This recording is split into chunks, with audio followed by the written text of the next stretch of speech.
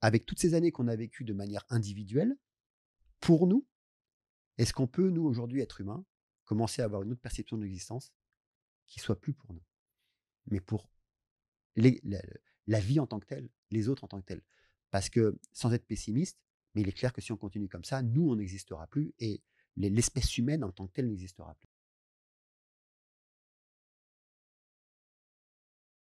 Je suis aujourd'hui en direct de Bali avec monsieur Mika Deniso. Comment ça va, Mika? Ça va très bien, Mourad, merci. Merci d'avoir répondu à cette invitation. Je suis pressé d'avoir cette conversation. Mika, tu es auteur, conférencier, explorateur de l'inconscient, formateur de Soul in a Mind. Tu es aussi plein d'autres choses que je vais te laisser détailler. Notamment, une des choses qui m'a marqué, c'est éveilleur de conscience psychospirituelle. Depuis quelques années, tu as des prises de position fortes, courageuses, notamment depuis la période du Covid. Tu parles d'un changement de paradigme important, essentiel, autant collectivement qu'individuellement. Donc c'est pour ça qu'on est là aujourd'hui. On va parler de tout ça. C'est pour ça que ce podcast s'appelle Libère ton esprit. Avant d'entrer dans cette conversation, est-ce que tu peux compléter cette présentation? Ben, je pense que tu as tout dit, hein. Moi, je suis le fondateur de Soul in the Mind. Donc, à la base, c'est une école de formation et qui une école de formation principalement sur la psychologie et l'éveil de conscience. Et puis petit à petit, avec l'actualité ambiante, s'est transformé et continue à se transformer vers le changement paradigmatique qui prend de plus en plus la place dans notre école et qui touche aussi bien les professionnels, les personnes individuelles ou les couples aussi et qui nous touche directement. Voilà. À quel moment tu as senti qu'il y a quelque chose qui était en train de basculer, peut-être dans le cadre de ton travail et de tes accompagnements, parce que ça fait plusieurs décennies que tu fais ça? C'est ça. Alors, heu, pour être honnête, ça a commencé la vraie prise de conscience, elle a alors la date exacte, ça va être compliqué, mais je crois que c'est aux alentours de 2010 ou 2012 avec une 1re conférence de Marc Halévy. Heu et le titre de cette conférence, qu'on peut d'ailleurs retrouver sur YouTube, s'appelle «Qu'est-ce qui nous arrive?» et et là, il y a vraiment eu ce déclic où il explique que, ben, tous les 550 ans, il y a des grands changements, des fins de civilisation et qu'aujourd'hui, d'après les calculs des historiens, on est juste dans cette courbe où l'ancien tombe. Il appelle ça d'ailleurs les gros dinosaures et la ligne verte qui monte et on est vraiment dans cette courbe-là au milieu, dans cette courbe de friction qui devrait, d'après leur dire, se terminer dans les années 2270 à peu près. Donc c'est demain matin. Voilà et donc personnellement, je ne parle pas d'un changement de paradigme à venir ou voilà, mais je parle d'un changement de paradigme actuel dans lequel on est. Donc en fait, cette transformation, elle est là maintenant, elle est sous nos yeux. Ouais et on peut le voir, on va peut-être en parler, mais un petit peu partout, aussi bien sur le plan financier, politique, géopolitique, heu, sur le plan spirituel. Il y a des vrais changements aussi au niveau des mentalités aujourd'hui, hein, heu, avec les jeunes âmes qui naissent et même les vieilles âmes comme nous. Voilà, je suis pas gâcheteur, mais bon, voilà, moi, j'arrive aussi à cette tranche d'âge, avec plus de 50 ans. Mais il y a un vrai changement pour ceux qui le désirent. Il y a quelque chose qui vit en nous. Il y a une forme d'accélération intérieure qui nous pousse soit à nous modifier intérieurement, soit à se laisser, enterrer avec les gros dinosaures. Donc voilà, pour moi, on est vraiment dans ce changement là maintenant. Et c'est pas demain matin. Ouais, à cette croisée des chemins, je pense que, on est très nombreux à ressentir que quelque Mmh. chose, de fondamental est en train de se passer, peut-être de changer. Dans différentes cultures, il y a différents, cycles qui coïncident. Les hindous parlent de la fin du Kali Yuga. Mmh. Il y a aussi l'ère du Verseau en astrologie. J'ai envie de te demander, alors, avant d'aller, plus profondément dans ces sujets, comment est-ce que toi tu en es arrivé là? Comment est-ce que tu es arrivé à t'intéresser à ces thématiques, à accompagner les gens dans ce changement, justement, à semer des graines, à ton échelle, à travers, de ton travail de Soul in the Mind? Qu'est-ce qui a fait, qu'aujourd'hui Mika Deniso fait ça?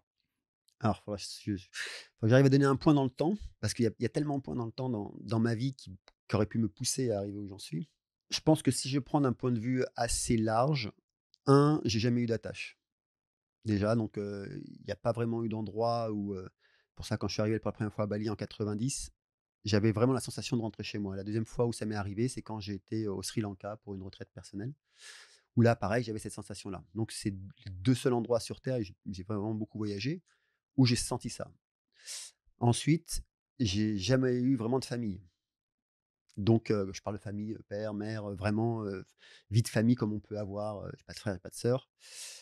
Heu, Ce qui fait que, ça m'a amené à aller plus à la découverte des autres et je pense que le fait de voyager dans tous les sens du terme, aussi bien, sur la planète, dans des endroits incroyables, d'aller rencontrer des gens, voyager à l'intérieur de soi-même, heu, aussi bien en méditation, à par des expériences de conscience modifiées. Donc les voyages dans tous les sens du terme m'ont amené à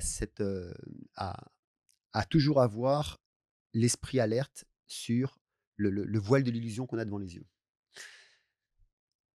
Et puis, il faut dire que, avec, toutes les crises médiatiques qu'il y a depuis des décennies aujourd'hui, hein, je me suis rendu compte très rapidement que, on était conditionnés et heu, on a tous un besoin si tu veux et moi je cours après un besoin toute ma vie, c'est la liberté.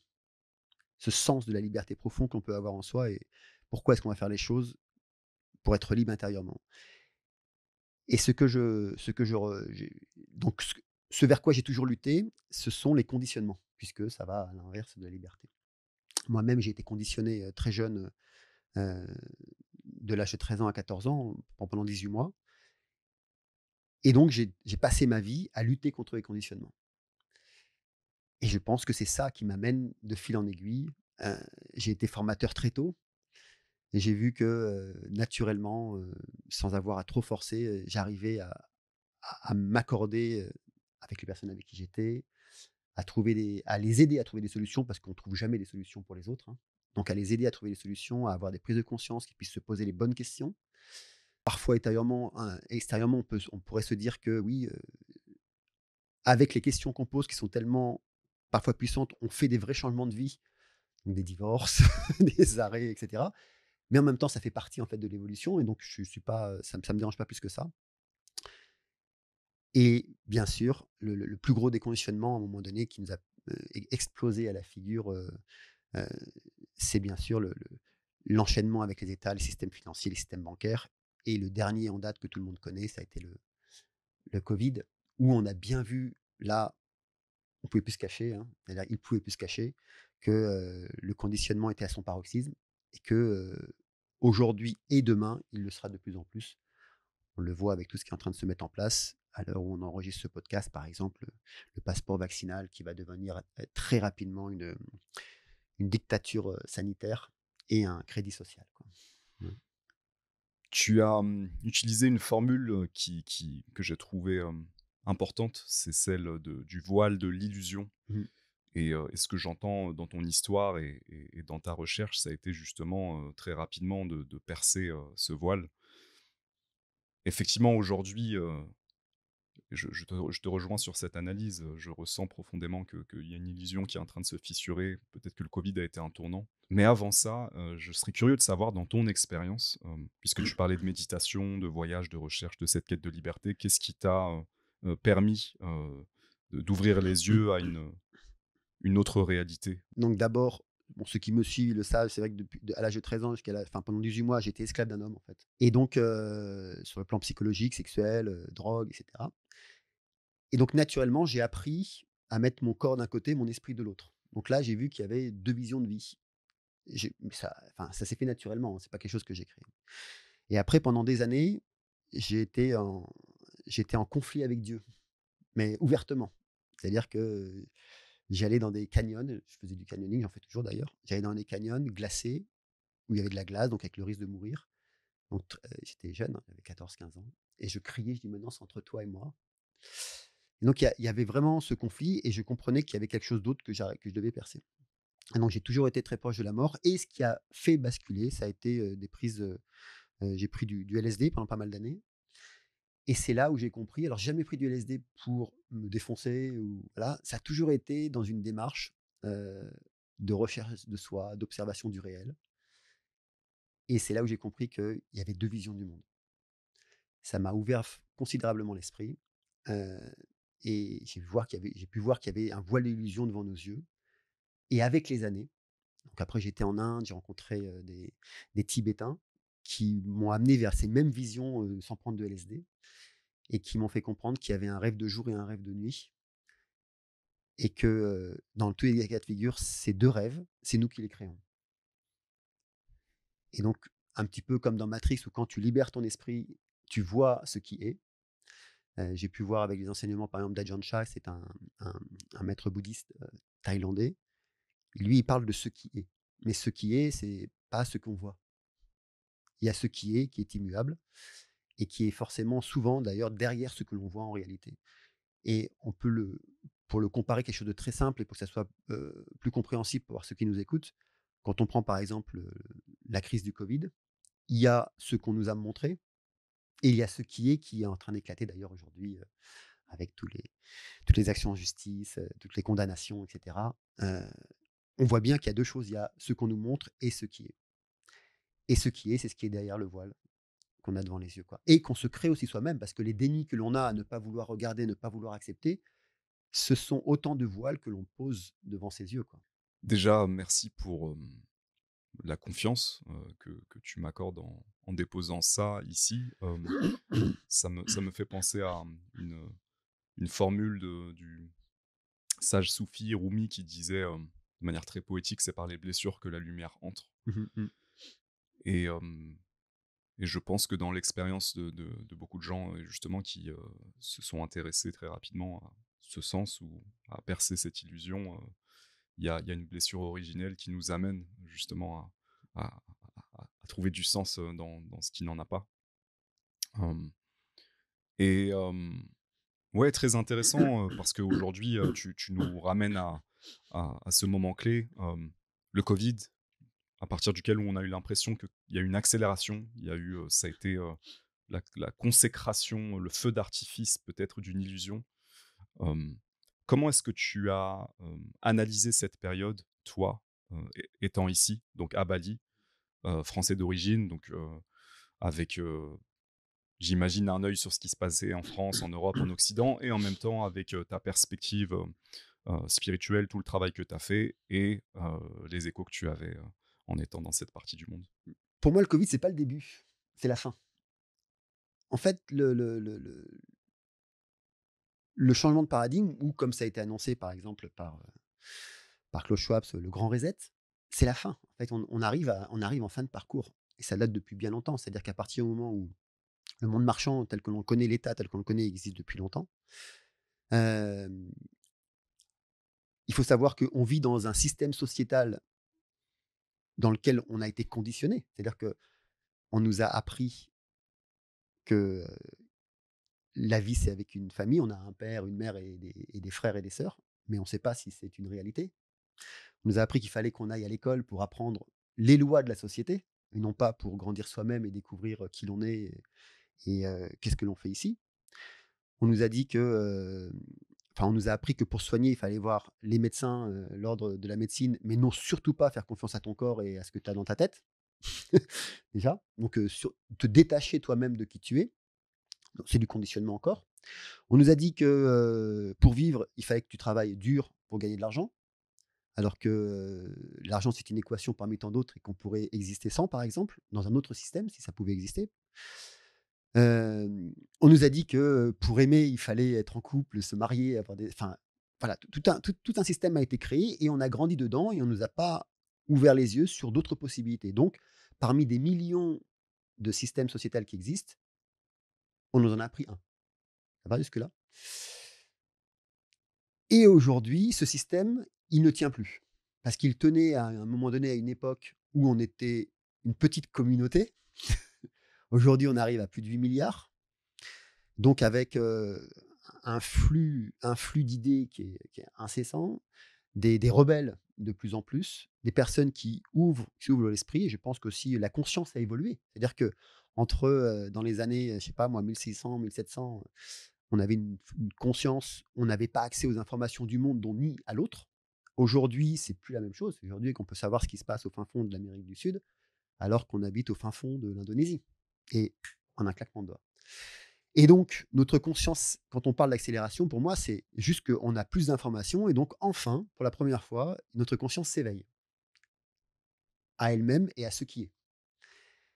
Et le Covid, c'est une annonce officielle pour moi que on va mettre fin à ce système et pour dire: «Voici comment, la force que l'on a». Donc je me mets à la place de des dirigeants étatiques en disant: «Voici la force que l'on a et on va vous le prouver».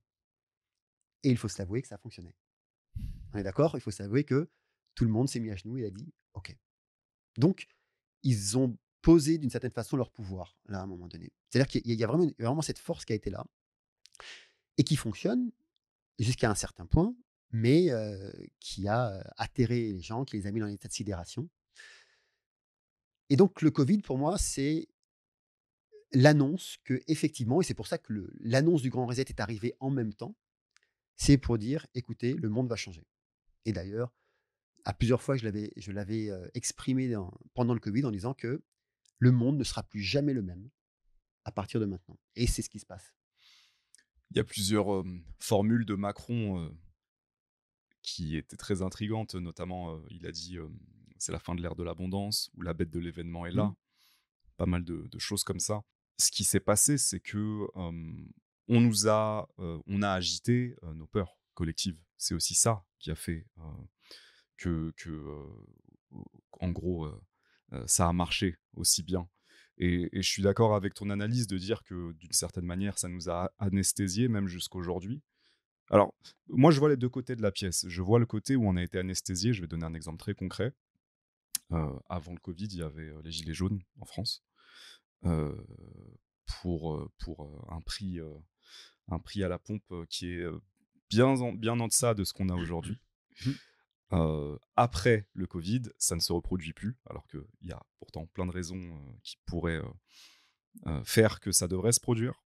Donc je pense qu'il y a un endroit où il y a une sorte de ouais, d'anesthésie, d'asservissement, d'une part, et de l'autre côté, et c'est la raison pour laquelle j'ai de l'espoir, il y a aussi, j'ai eu l'impression pour beaucoup de gens, une lanterne qui s'est allumée pendant le covid en disant: «Mais, c'est quoi la vie que je veux vivre? Est-ce que je veux être dans un 15 m² à Paris avec une personne que foncièrement, en fait, je n'aime pas? Est-ce que c'est ça que je veux?» La généralisation, du travail à distance, tout ça. Donc vraiment un tournant, et effectivement, on sent que nos dirigeants ont essayé à ce moment-là, c'était comme tu le dis peut-être le début d'un plan, effectivement. La Ouais, fin pour moi, et la pour moi, ouais, c'est la ouais, ouais, concrétisation de ça. C'est-à-dire ouais. que effectivement, tu as des prises de conscience d'un côté, puisque on vit tous à notre minimum standard. Toi, moi, tous ceux qu'on connaît, on vit à notre minimum standard tout le temps. C'est-à-dire que même quand tu le dépasses un peu, ça devient ton nouveau minimum standard. Et donc, le Covid nous a mis chacun en face de notre minimum standard. Mince, voilà ma vie. Mince, heu, je suis contrôlé par d'autres. Mince, voici en fait juste mon espace de liberté. Mais avant, je ne m'en rendais pas compte, mais ça a toujours été comme ça. Donc, tu as d'un côté ceux qui en ont pris conscience, mais qui vont se dire: «Mais on peut rien faire», donc qui reviennent dans leur minimum standard. Tu as d'autres qui ont dit: «Non, je peux y faire quelque chose, ça va changer», qui augmentent leur standard et quand ils s'aperçoivent après qu'ils sont confrontés à des forces, puisqu'on le voit bien effectivement, comme tu le dis, heu, on a vu qu'il y a un tel poids et un tel contrôle. Il y a eu un coup de force qui a été mis là en place, qui fait que ça peut apeurer d'autres personnes. Ils sont revenus du coup à leur minimum standard et puis il y en a d'autres qui ont enfin compris, et c'est un message que j'envoie peut-être à tout le monde, peut-être brut de pomme, mais tu feras ce que tu voudras. C'est que, heu, on arrive ici sur terre pour une période, limitée. D'ailleurs, on ne connaît pas, la durée. C'est intéressant ça. Peut-être plus courte que ce qu'on Peut-être croit. plus court qu'on ce qu'on croit. Que, on ne sait pas trop vraiment ce qu'on fait là, alors on va créer un sens chacun pour continuer à exister, pour pas rentrer dans une forme de folie. Et la question que je voudrais poser, c'est: quel est le risque de vivre, du coup? C'est quoi le risque à vivre? Et c'est ça la question, c'est que si chacun pouvait se poser cette question: «Mais quel est le risque que j'ai à vivre?» Je pense qu'il faut laisser cette question respirer, il faut la laisser infuser. Quel est le risque à vivre? Et quand on se pose cette question et qu'on ose y répondre, on reprend son pouvoir. Parce que, hem, par exemple, lors du covid, avec ma femme, il faut savoir qu'on est en Indonésie aussi, et donc sous l'ère d'une politique, ouverte, il y a quand même des années et des années de dictature derrière. Il faut savoir qu'aussi à l'époque, il y avait quand même les militaires qui rentraient dans les maisons pour vacciner les enfants, enfin voilà. Et on s'était dit avec ma femme: «Qu'est-ce qu'on ferait si les militaires venaient?» Et on était d'accord de dire que dans tous les cas de figure, nous, on succomberait pas et que, ben, je dirais aux militaires que: «Si tu veux, tu nous tues d'abord» et avec ma femme, aussi. Ça veut dire que le risque à vivre pour nous, il était là, quoi. Et et ça, c'est important de le prendre en considération, c'est-à-dire que pourquoi vivre une ou 2 ou 3 années de plus? Parce que c'est ça, en fait, la question. La plupart des personnes ont peur de mourir, mais c'est que pour vivre quelques années de plus. Parce qu'on ne vivra pas éternellement dans cette étape de vie-là que l'on est. Et donc quand on remet ce sens-là, on comprend que notre temps est limité dans tous les cas de figure.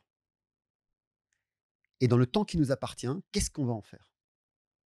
Et peu importe si on vit, 10 ans de moins ou 5 ans de plus, parce que c'est ce que, on va dire, toute la doxa sociétale tente d'inculquer, c'est: «Il faut impérativement vivre plus». C'est ça la peur. Tu dois vivre plus. Donc quand on vous dit: «Non, non, il faut que tu ailles à l'hôpital, il faut que tu fasses ci», c'est parce qu'il faut que tu vives plus, une semaine de plus, un mois de plus, 6 mois de plus, peu importe de quelle manière tu vas vivre. Et le covid, ça a été ça. On a joué là-dessus, en fait. Mais la vraie question, c'est, encore une fois, quel est le risque que j'ai à vivre? Et si justement, bah, je préfère vivre moins, mais pleinement mon existence, de pas mourir avec des regrets et me dire que j'ai déployé mon âme à son paroxysme pendant ce temps. Parce que si on prend, les écrits, de tous les grands qui ont apparu sur terre, Bouddha, Jésus, et tous les autres, ils ont vécu une vie très courte. Mais alors, si on en croit les récits, qu'ils ont existé ou pas, mais en tout cas, de par ces récits, ils ont vécu une vie à leur paroxysme. Et moi-même, des maîtres que j'ai rencontrés, ça a été toujours, ils ont déployé leur âme à leur paroxysme. Il y avait rien qui pouvait les arrêter. C'est ça pour moi une vie, heu, vécue, quoi. Vivre, dans un asservissement, tout en ayant, peur de la mort. Mmh. Et en même temps, paradoxalement, c'est une manière de se couper de la vie, en tout cas de ce qu'elle pourrait être, du potentiel qu'on a. Tu viens de parler de déployer son âme, Mmh. justement. Est-ce que tu peux nous parler un petit peu plus de ça? Parce que je sais que ça fait partie de ton travail, justement, de tes accompagnements.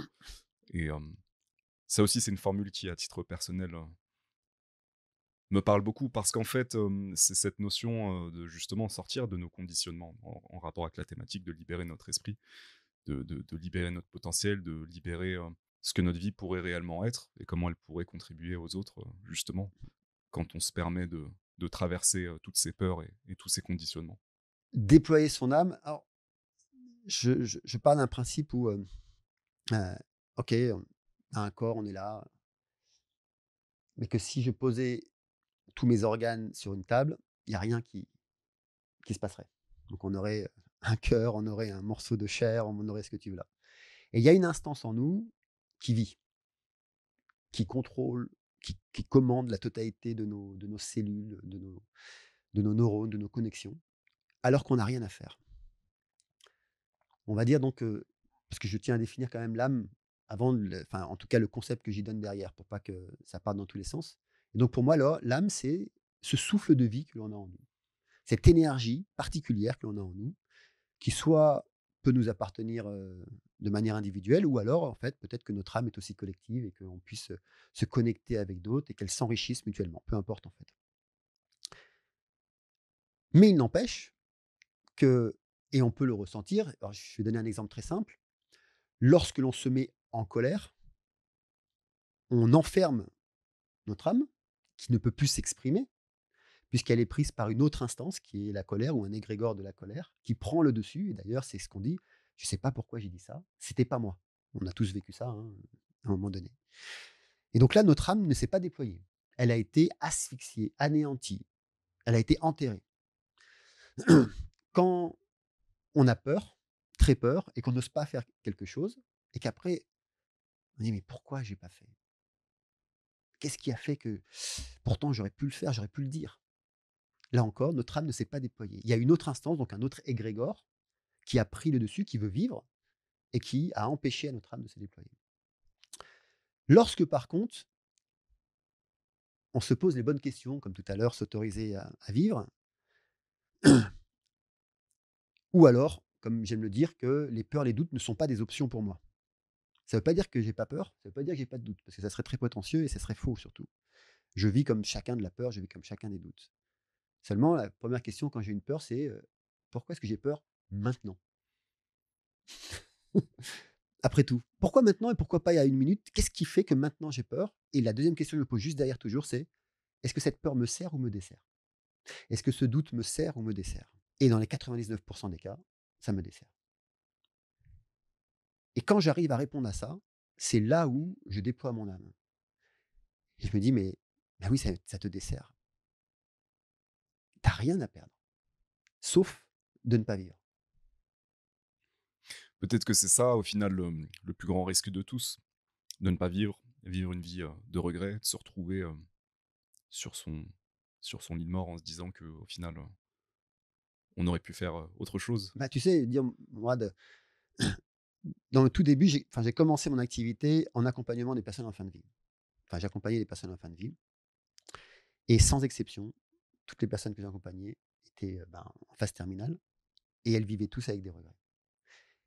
Et mon job, en fait, c'était de les libérer de ce regret, de façon à ce qu'elles deviennent beaucoup plus légères, qu'elles coupent les liens karmiques avec, les gens avec qui elles n'avaient pas dit qu'elles les aimaient ou des choses qu'elles auraient voulu faire, de le vivre au moins intérieurement si on ne peut plus le faire de manière physique. Et à partir de là, lorsqu'elles avaient vécu ces regrets ou coupé les regrets, elles pouvaient mourir en paix. Les différents enseignements que j'ai eus, que ce soit en Inde ou avec, ou en Thaïlande ou au Sri Lanka ou autre, ça a toujours été ça, ça a été d'apprendre à mourir de son vivant. Alors pour certains, ça peut dire: «Ouais, non, mais apprendre à mourir de son vivant, c'est apprendre à vivre de son vivant. Parce que quand chaque jour, tu te mets en face de ta propre mort, quand chaque jour, tu te dis: «Mais, heu, est-ce que je suis prêt à mourir maintenant, en fait? Est-ce que j'aurai des regrets aujourd'hui?» Et quand des fois je me réponds: «Si, j'aurai des regrets parce que j'ose pas faire ça», et là je me dis: «Tu peux pas mourir comme ça». Ça change tout, hein, en fait. Ouais, c'est pour moi le symbole du phénix. C'est-à-dire que cet animal majestueux, quand il meurt, eh bien, il laisse un œuf. Et effectivement, apprendre à mourir plusieurs fois, peut-être, je pourrais prendre la symbolique du serpent qui mue, Mmh. changer de peau.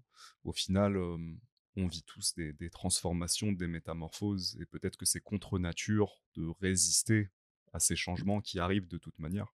Par rapport à ces personnes en fin de vie que tu as accompagnées, j'ai envie de te demander, c'était quoi la teneur de leurs regrets en général? Alors la plupart des regrets, c'est souvent lié à l'amour ou le temps.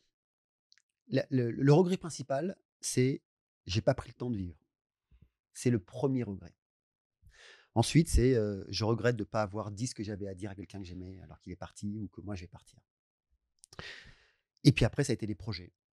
C'est souvent des projets de vie, que, je suis resté dans mon rêve. J'ai toujours pensé que j'allais pouvoir faire ça, je l'ai repoussé à demain pour la procrastination, quoi. Voilà les trois plus gros, regrets, quoi.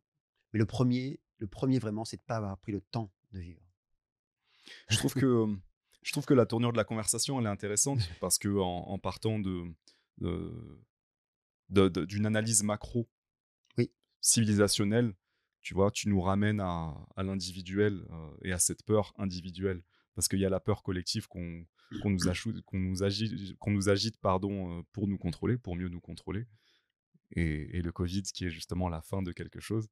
Et on revient à ce pouvoir individuel de moi, qu'est-ce que je fais? Qu'est-ce que je veux? Qu'est-ce Mmh. que je crée? Qui je suis dans ce monde? Et peut-être que si suffisamment de personnes se posent cette question et osent justement, peut-être qu'on arrive Mmh. à réussir ce tournant qui a l'air très périlleux quelque part. Ben, le changement collectif, alors, peut se faire que de manière individuelle. C'est paradoxal, hein, mais on ne pourra pas, honnêtement, j'ai essayé aussi, il y en a d'autres qui ont essayé de réunir des personnes, mais ça fonctionne plus. Ça fonctionne pas parce que, on est séparés, parce que justement, Mine de rien, l'avènement du travail, heu, à distance sur internet fait que, ben, en même temps, ça crée des séparations et un meilleur contrôle, hein. Parce que quand tu travailles à distance, tu es contrôlé, hein. Tu sais, quand tu es sur un Zoom, on sait exactement ce que tu fais. Enfin voilà, il y a toute cette partie-là. Mais le changement collectif ne peut se faire que de manière individuelle et quand chaque personne individuellement aura repris son pouvoir et pour moi le seul pouvoir qu'il y a, alors ça va paraître peut-être, un peu simpliste, mais c'est une certitude en tout cas intérieure, c'est de ne plus avoir peur de mourir. Parce que si tu as plus peur de mourir, tu as plus peur de perdre. Donc tu as plus peur de perdre ton argent, ta maison, plus rien, parce que tu as pas peur de mourir. Si tu as plus peur de mourir, tu as plus peur qu'on t'attaque, tu as plus peur de prendre des médicaments ou des choses, peu importe. Tu as plus peur et donc quand tu as plus peur de mourir, tu vis. Je fais des explorations, hein, des explorations principalement de canyons. Alors en Indonésie, tu es livré à toi-même, tu as pas de secours, tu as rien et donc quand on rentre en explo avec mon équipe, la première chose que je dis avant de passer la première cascade, parce que quand après tu enlèves la corde, tu peux plus remonter. Je leur dis: «Écoutez, on va descendre, on ne sait pas où on va et s'il nous arrive quoi que ce soit à l'intérieur, on est livré à nous-mêmes et la chose, c'est que s'il y a quelqu'un qui est blessé, on le laisse là. On sortira comme on peut et on reviendra si on peut». Ça veut dire que chacun est prêt intérieurement à accepter que ça peut être le dernier canyon qu'ils vont faire et ben, à chaque fois, non, bon, on est tous vivants, c'est chouette, mais ce qui est intéressant là-dedans, c'est que pendant toute la descente et l'exploration, on est à fond dans le moment présent. On est unis, on est ensemble. On avance ensemble parce qu'on sait que là, on vit plein pot et qu'il y a plus de filet et quand on vit sa vie de la même manière, mais c'est exceptionnel en fait, parce qu'il y a plus la peur de la mort et plus personne n'a d'impact sur toi parce que si dans le canyon, il y en a un qui dit: «Oui, si tu continues à continues à avancer, je te tire dessus», ben fais ce que tu veux. Moi, j'ai pas le choix de toute façon, la sortie, elle est en bas. On peut plus sortir sur les côtés ni en haut et je pense que c'est ça le et c'est pour ça qu'il y a eu il y a ces séparations avec le Covid et c'est pour ça aussi que, tu vois, tout le travail à distance, que chacun se met de son côté, c'est très pernicieux parce que, ben, quand tu es seul, ben, tu oses pas avancer. Mais quand tu es en groupe, mais que tu travailles sur toi de manière individuelle et que tu te développes individuellement, tu grandis individuellement, ben, il y a une forme de force intérieure qui se met en toi, il y a une souveraineté qui grandit en toi et tu deviens inattaquable. Vivre, vivre sans filet. Moi, je dis souvent vivre, à la lisière de mes peurs, Mmh. sentir que, C'est je joli ça. ouais, C'est une magnifique métaphore. merci. Je trouve que, en tout cas, les gens, qui m'intéressent le plus, dans les rencontres et c'est pour ça que je suis content d'avoir cette conversation, ont tous ce propos d'une manière ou d'une autre de dire: «Mais en fait, peut-être qu'on est arrivé dans un endroit, de confort extrême Mmh. et que ça nous coupe, de qui on est vraiment, de notre potentiel et de ce que c'est vraiment la vie». Et toi, tu le mets en parallèle avec la mort parce que dans tous les cas, en fait, on va tous mourir. C'est vrai qu'on n'y pense pas tous les jours, mais peut-être que ça nous ferait du bien et peut-être que ta pratique, c'est aussi une manière de te rappeler, de vous rappeler, heu, ouais, en fait, la vie parfois ne tient qu'à un fil et c'est pour ça qu'elle est précieuse. Mais quand je me connecte à ce truc-là, c'est aussi, bah, le mon temps est limité, qu'est-ce que j'en fais? Mmh. Ça donne une autre couleur à tes actions, à ce que tu vas faire, hem, pourquoi tu le fais? Tu vois, quand tu m'as appelé, me proposer ce rendez-vous, c'est pareil, la première question que je me suis posée, c'est quoi l'intention?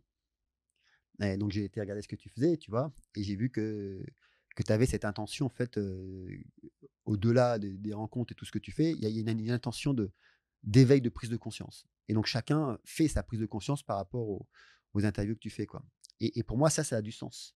Et je me dis en fait, c'est une manière de poser des graines encore et de déposer des graines parce que plus tu vas poser des graines et un jour ou l'autre, ça pousse.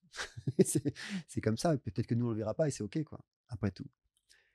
Et vivre avec cette présence de la mort au quotidien, c'est pas dramatique et c'est pas apeurant et c'est même magnifique.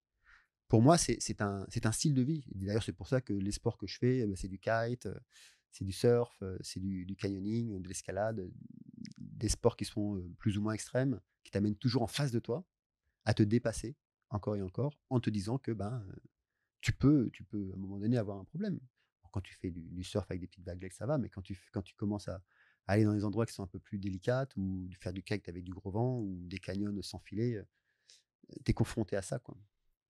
Et je pense que c'est un style de vie de se dire que lorsque tu te ramènes, tu remets en conscience que, ben, effectivement, comme tu dis, on peut finir ici, je peux sortir, prendre la voiture et puis il y a un camion qui passe à côté, enfin, peu importe. Mais quand c'est OK, intérieurement, tu dis: «OK, c'est OK, quoi». Parce que, ben, j'ai bien vécu. C'est ça au final, le vrai propos, c'est est-ce que j'aurais bien vécu en Mmh. rapport avec les gens que tu accompagnais en fin de vie notamment? Est-ce que j'aurais bien vécu? Est-ce que j'aurais vécu ce que j'avais envie de vivre? Est-ce que j'aurais donné ce que j'avais C'est envie de ça. donner? Pour revenir, un petit peu sur la macro,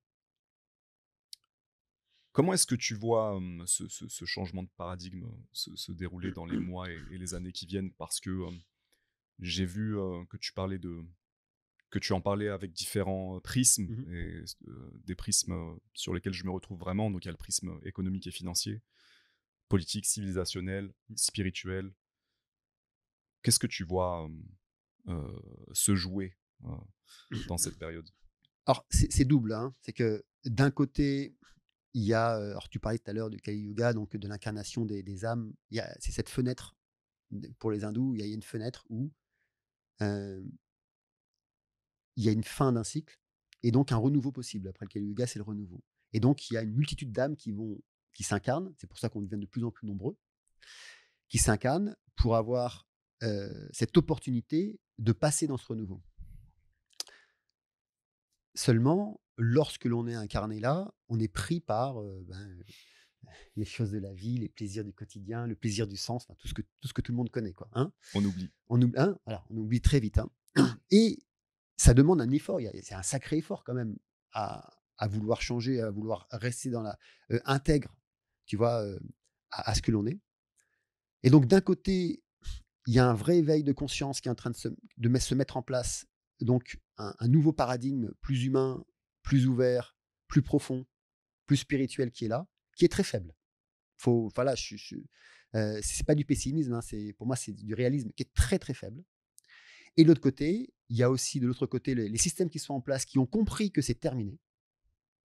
Le système tel qu'il est, il ne fonctionne plus. On va pas étaler sur la table, hein, mais on est endetté de partout, il n'y a plus rien qui marche, c'est la crise de partout. Bref, il ne fonctionne plus et qu'il est impératif de le changer. Et en même temps, je suis d'accord, c'est que c'est impératif que ça change. On va pas vivre comme ça encore et encore, on va pas vivre comme des esclaves à payer 70% en France, 73% de taxes sur ta dîme toute ta vie. On va pas laisser des gens crever et d'autres s'enrichir encore et encore. C'est-à-dire qu'à un moment donné, c'est plus viable. C'est quelque chose qui va pas. Le système, là, il sait qu'il doit s'arrêter. Donc il y a un changement et ça a été annoncé ouvertement avec le grand reset, donc un grand reset financier, économique, heu heu, politique qui est en train de se mettre en place et qui va beaucoup plus vite que l'autre. Parce que un, ils ont les moyens, 2, ils en ont les capacités et 3, ils sont déjà implantés. Et pour moi, je pense que petit à petit, puisque ça commence maintenant, il va y avoir un monde à 2 vitesses. Où d'un côté, le monde change là, avec la technologie, avec l'informatique, avec le contrôle, avec la vitesse de transfert des données. Donc on va vers un monde de contrôle, puisqu'on l'est déjà et c'est de plus en plus. Ouais, on voit bien que maintenant quand on se connecte, on doit, vérifier son téléphone. Si on veut avoir un compte Google, il faut montrer son visage et envoyer sa carte d'identité.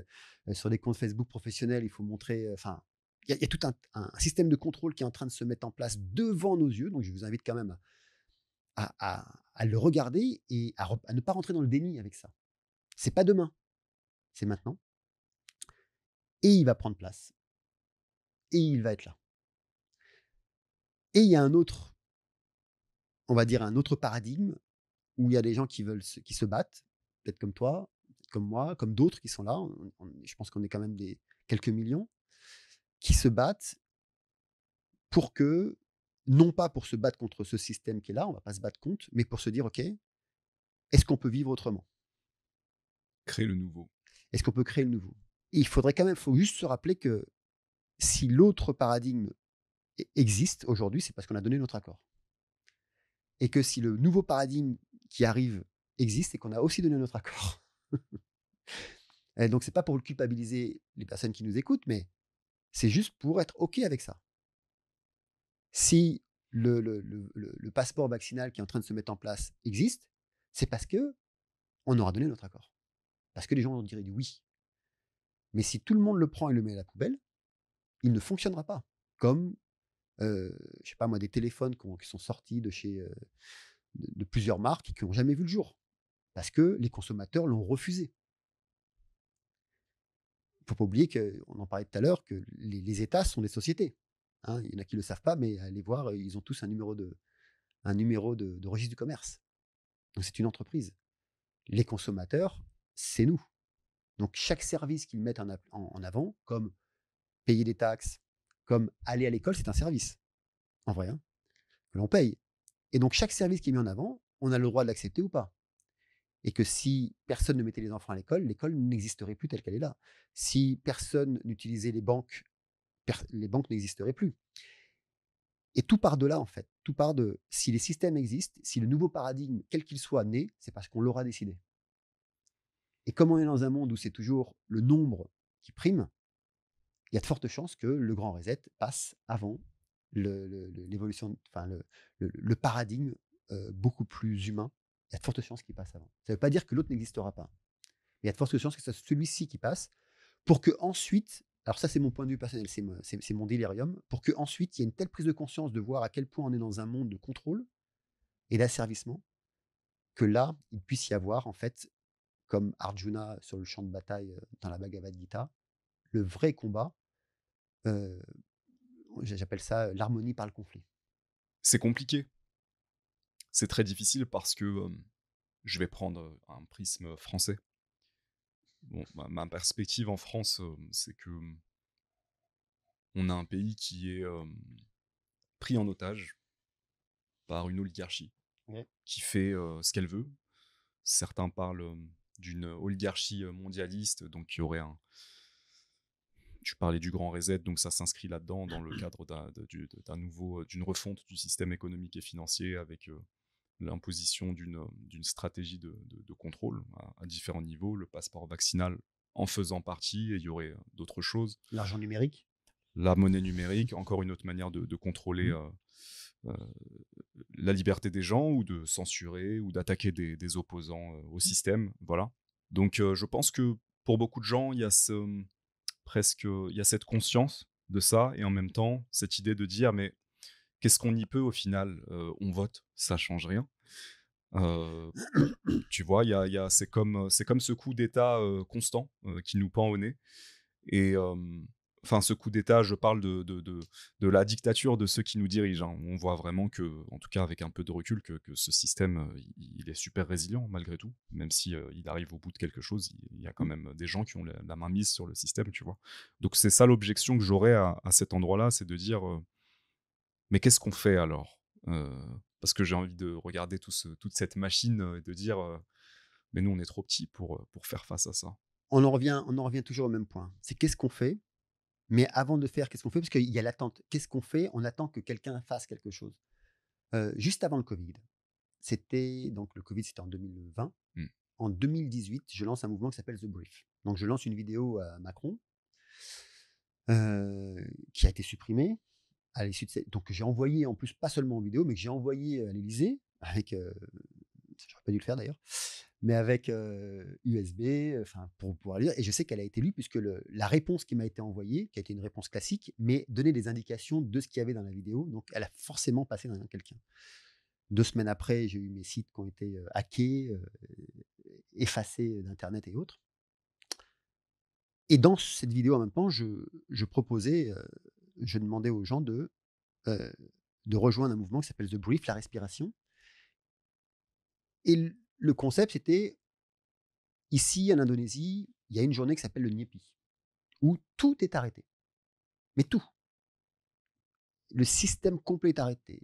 Tu n'as plus d'aéroport international, tu peux plus sortir dans la rue. Tu es bloqué. Tu n'as pas le droit, tu n'as pas accès à Internet, rien. C'est des millions et des millions d'euros, je n'imagine même pas, tu vois. Mais ça fonctionne. Et donc je proposais en fait dans ce mouvement-là, donc avant le Covid, hein, avant même qu'on sache qu'il y ait le Covid, de dire que si on veut reprendre le pouvoir, il faut qu'on ait une force de discussion et de montrer qu'on a ce pouvoir. Et j'avais proposé à tout le monde de venir rejoindre le mouvement et qu'on s'autoconfine pendant plusieurs jours. Que nous, on est résilient pendant plusieurs jours ou une semaine. Peu importe en fait ce que l'on a, notre travail, etc. On peut rester tranquille pendant une semaine, 2, même un mois si on veut. Le système, non. Donc on m'a arrêté plus ou moins, quoi. Mais la problématique, c'est que les gens ne suivaient pas. Donc très rapidement, en l'espace de dès que la vidéo est sortie, il y avait 10 000 personnes qui sont venues nous rejoindre. Donc on aurait pu continuer à voir, mais à un moment donné, quand on a continué, après, on est monté à 15 000, 20 000, 30 000, et on continue, tu dis, mince, ça prend. Donc c'est là où on s'est fait supprimer tout ce qu'on avait à supprimer. Mais quand on demande à faire une action de c'est maintenant, il n'y a plus personne en fait. Parce que tout le monde revient dans son intériorité en disant, d'abord, la question c'est, et si je suis tout le seul à le faire? C'est vrai. Et si je suis tout seul à le faire en fin de compte? Et je vais perdre mon emploi, et je vais perdre mes droits. Et c'est là où le système est. Tu parlais de résilience du système. Mais en fait, la résilience du système, elle est construite sur le conditionnement qu'ils ont sur chacun des personnes. Quand tu es dans le système, il est bien fait. C'est que si tu veux sortir du système, en France, hein, je parle, hein, parce qu'ici, c'est pas le cas, mais si tu veux sortir du système, c'est que tu n'as plus de droit social. Donc, tu n'as plus je sais pas, de chômage si tu ne travailles pas. Tu n'as plus l'accès à la médecine gratuite, entre guillemets. T'as plus, je sais pas, tu peux même plus aller dans les banques, etc., etc. Ton enfant, tu peux plus le mettre à l'école. Et donc là, pour toi, c'est la fin du monde. Parce que, et c'est compréhensible, la seule image que tu as du monde, c'est ça. Et donc la réponse pour donner la réponse à la question que tu posais, c'est mais qu'est-ce qu'on peut y faire? Il n'y a qu'une seule chose, c'est un, se poser cette question, mais qu'est-ce que je veux faire de ma vie? Et deux, il faut un leader, ou il faut des leaders qui montrent le chemin, donc, et d'y aller. Et de se dire, OK, j'y vais, mais pourquoi? Pour changer ce paradigme. Donc pas pour soi, parce que nous, on ne vivra pas, on va vivre des souffrances, on va vivre de la douleur, mais peut-être c'est surtout pour les générations à venir. Et donc on en est là, pour moi, dans l'éveil de la conscience que l'on a et l'évolution de la conscience, c'est avec toutes ces années qu'on a vécues de manière individuelle, pour nous, est-ce qu'on peut, nous, aujourd'hui, être humains, commencer à avoir une autre perception de l'existence qui soit plus pour nous, mais pour les- la, la vie en tant que telle, les autres en tant que tels. Parce que, sans être pessimiste, mais il est clair que si on continue comme ça, nous, on n'existera plus et l'espèce humaine en tant que telle n'existera plus. Ouais, on entre dans une dimension spirituelle de notre Bah, existence. Créer le futur, créer le monde de demain, faire les choses non plus seulement pour nous, mais aussi pour le collectif. Donc là où ça pêche, effectivement, c'est que à un certain niveau, on a encore peur, on est asservi. J'y mets aussi la composante financière, parce qu'il y a quand même hmm. certaines réalités. Et pour moi, de manière pragmatique, en fait, ça passe aussi par apprendre à développer cette autonomie financière. En dehors d'un travail traditionnel, voilà, il y a énormément de choses aujourd'hui qui sont possibles et c'est incroyable de voir, on en parlait tout à l'heure, des gens se créer leur liberté, se créer leur mode de vie en dehors de tout système traditionnel. Ouais, moi j'ai le truc des impôts qui me revient depuis tout à l'heure parce que tu as parlé de ça tout à l'heure et en fait ça me revient parce que pour moi c'est vraiment dans cette thématique. Ça me fait super mal en France de payer autant d'impôts pour des services qui sont de pire en pire et pour un gouvernement qui envoie l'argent de nos impôts un peu partout dans le monde en fait, en fonction des intérêts de l'empire. Voilà, je vais le Ça. dire comme ça. Alors ça, je suis désolé, je vais être vulgaire, mais ça me fait mal au cul. Et je me dis jusqu'où est-ce qu'on tolère ce truc aussi, tu vois. Euh, c'est très compliqué de regarder cette réalité en face, de dire que finalement, on n'est pas libre. On n'est pas libre du tout. Mais Mais justement, tout le travail, c'est d'avoir le courage de créer cette liberté, d'avoir l'audace de tracer le chemin et peut-être de montrer la voie aux autres aussi, comme tu le disais. la liberté, elle sera jamais dans le système existentiel tel qu'il est là. Elle sera toujours intérieure. Parce que le système, dans le monde entier, il a été conçu pour empêcher la liberté. Toute personne au monde, tu prends Gandhi, tu prends les comment ça s'appelle les Ajahn Chah, tu prends Krishnamurti, enfin tu vois des gens qui sont proches de nous quoi, qui ont changé le système. Ce sont tous des rebelles spirituels. Mm. C'est-à-dire qu'ils ont remis en question la pensée collective et la pensée du système. Mais les vrais spirituels, je ne parle pas des religieux, hein, les vrais spirituels font peur. Jésus. Jésus, il a chamboulé le système, Jésus. Bouddha, il a chamboulé le système. Et si tu veux, ces personnes font peur. Et donc, c'est pourquoi les systèmes sont conçus pour empêcher. Et d'ailleurs, il y a une guerre ouverte contre la spiritualité, il y a une guerre ouverte contre la pensée aujourd'hui. Pourquoi? Parce que surtout, il faut empêcher ce que tu fais, et c'est dangereux. Mmh. Désolé, tu es un danger. Enfin, concrètement, tu es un danger. Donc, et je te souhaite que demain, tu vois, ce que tu fais, ça soit vu par des millions et des millions de personnes, mais au moment où ça va passer à des millions de personnes, tu vas être en danger. Mmh. Vraiment. Tu vas être attaqué, tu vas être poursuivi. Et c'est des gens comme toi qu'on a besoin. Parce que c'est ce qui permet justement, à un moment donné, heu, permettre à d'autres personnes de se dire: «Mais oui, je peux». Parce que, ben, il y a des personnes qui sont des leaders et d'autres qui ne le sont pas. Seulement quand il y a des leaders qui sont là, et on en a besoin de beaucoup aujourd'hui, quand il y a des leaders qui sont là, les gens vont y aller et vont suivre. Et la seule façon de faire tomber un système, c'est de plus lui répondre. C'est pas de se battre contre lui, parce qu'on n'a pas les moyens de se battre. Tu le disais, qu'est-ce qu'on peut faire? Rien. On peut rien faire contre le système. Tu veux aller, amener quelqu'un en justice, il a les moyens de payer, plus cher que toi pour passer. Tu peux rien faire contre un système qui est déjà corrompu à la base. Par contre, tu peux l'ignorer. Et quand tu l'ignores, qu'est-ce qui se passe de ce système? Ben, il fait plus rien. Si, encore une fois, hein, si, on te demande, ouais, effectivement de payer des impôts, mais si personne ne payait des impôts, si tout le monde dit: «Stop», qu'est-ce qui va se passer? Ils vont mettre des amendes? Ouais, vas-y, superbe. Et tu continues, tu vis avec ton argent, et c'est terminé. Tu mets pas ton argent en banque pour éviter qu'on te les prenne. En fait, tu bloques le système en continuant à vivre normalement. Alors c'est utopique, hein, ce que je dis, hein, mais pas tant que ça. Parce que si on met ça dans une réalité et qu'on décide de le créer, on peut s'apercevoir que c'est ce qui fait tomber un système.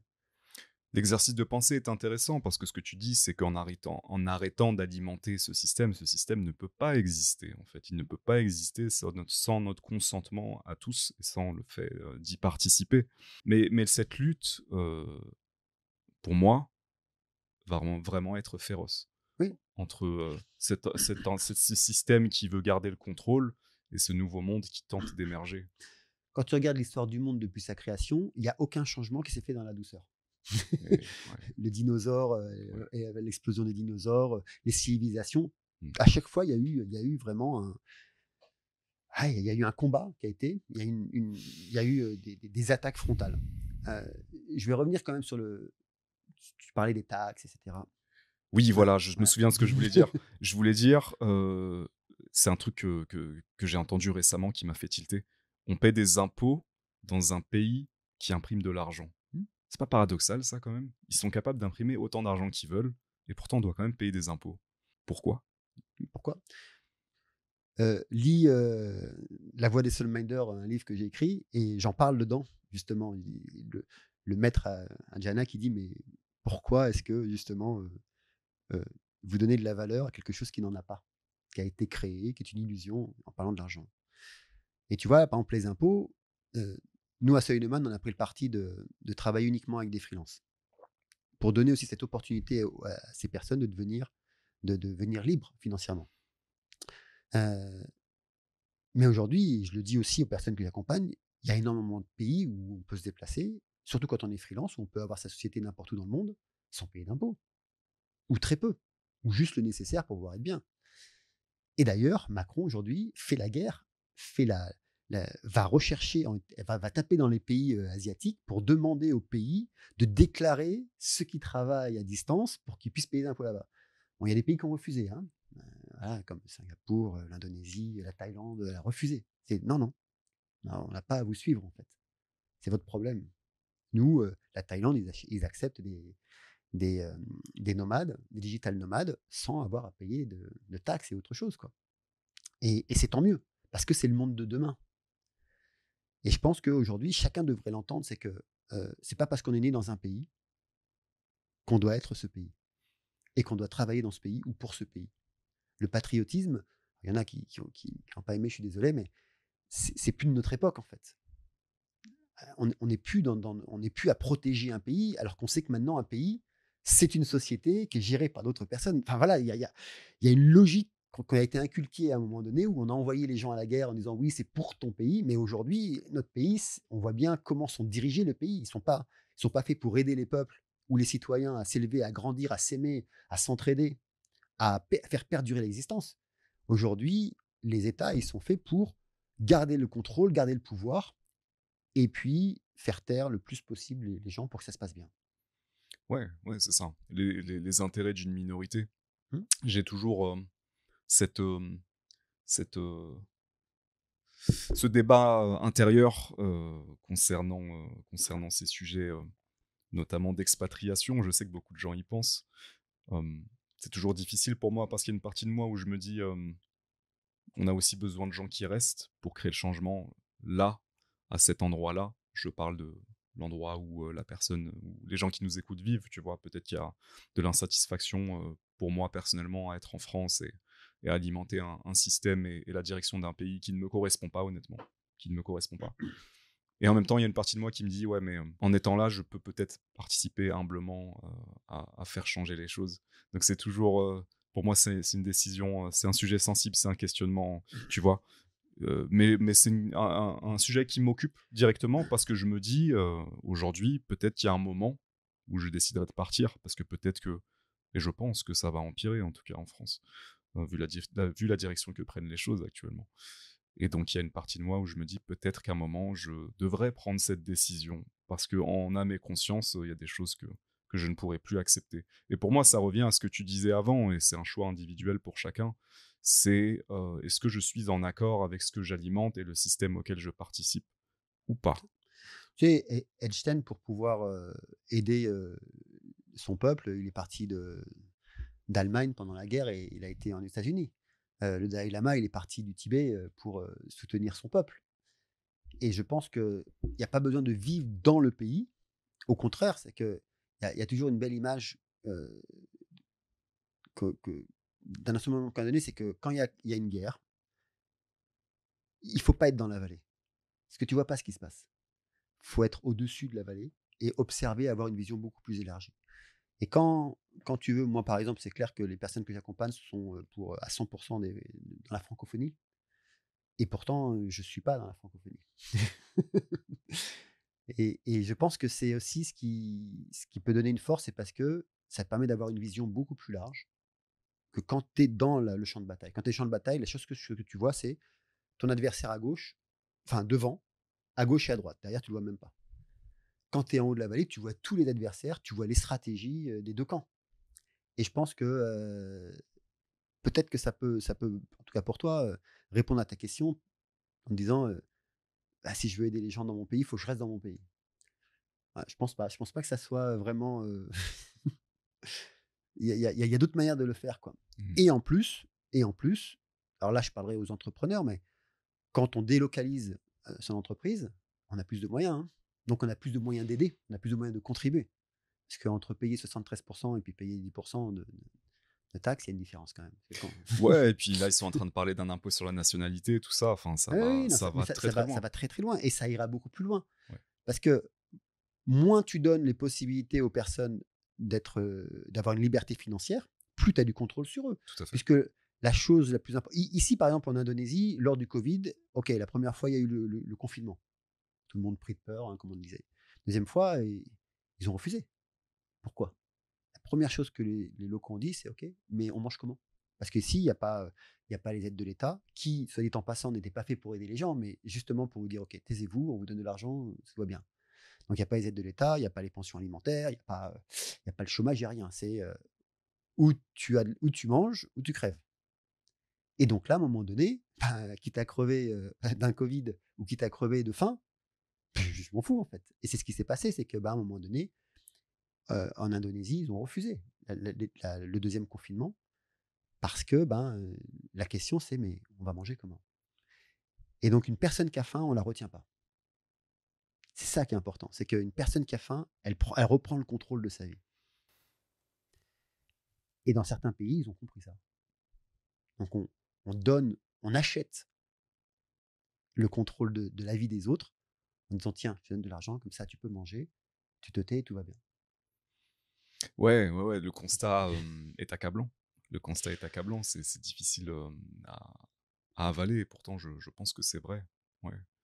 Hem, le confort peut nous tuer, de du pain et des jeux, comme on dit.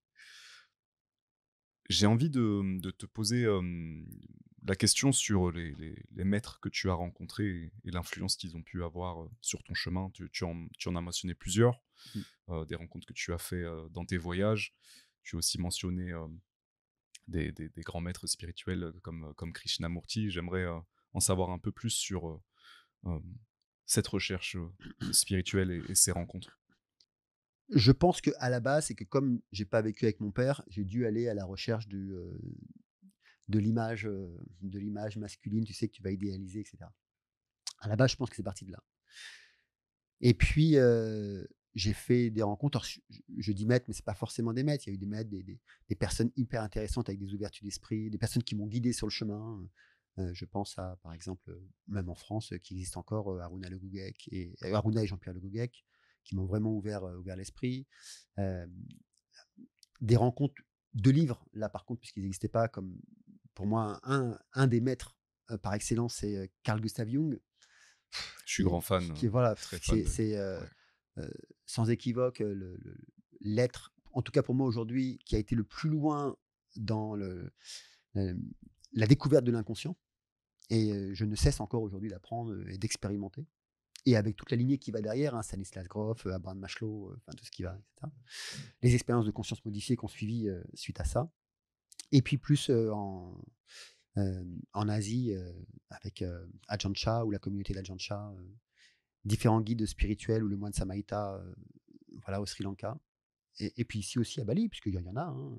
Moi, je suis accompagné par, par Manku Nyoman, enfin, je sais pas s'il va il va m'entendre, pas sûrement pas, avec qui d'ailleurs je fais même des cercles d'invitation de sagesse balinaise et cetera et pour moi, c'est important parce que dans nos rencontres avec dans notre vie, il y a toujours des personnes ou des êtres qui ont quelque chose, heu, un message à te faire passer.